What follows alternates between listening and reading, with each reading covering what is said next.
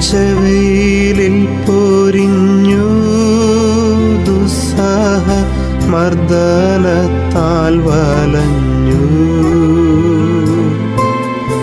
ദേഹം തളർന്നു താണു, രക്ഷകൻ വീണ്ടും നിലത്തു വീണു.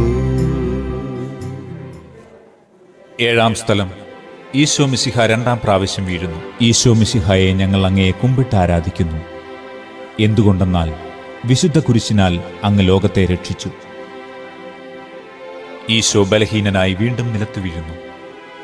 മുറിവുകളിൽ നിന്ന് രക്തമൊഴുകുന്നു. ശരീരമാകെ വേദനിക്കുന്നു.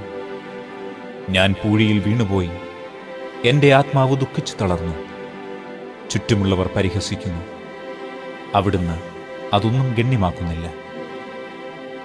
എൻ്റെ പിതാവ് എനിക്ക് തന്ന പാനപാത്രം ഞാൻ കുടിക്കേണ്ടതല്ലയോ?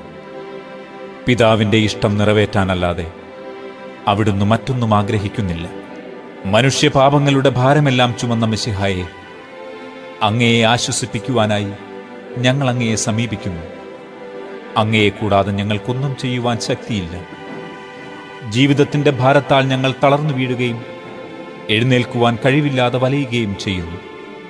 അങ്ങേ തൃക്കൈ നീട്ടി ഞങ്ങളെ സഹായിക്കണമേ. കർത്താവെ അനുഗ്രഹിക്കണമേ.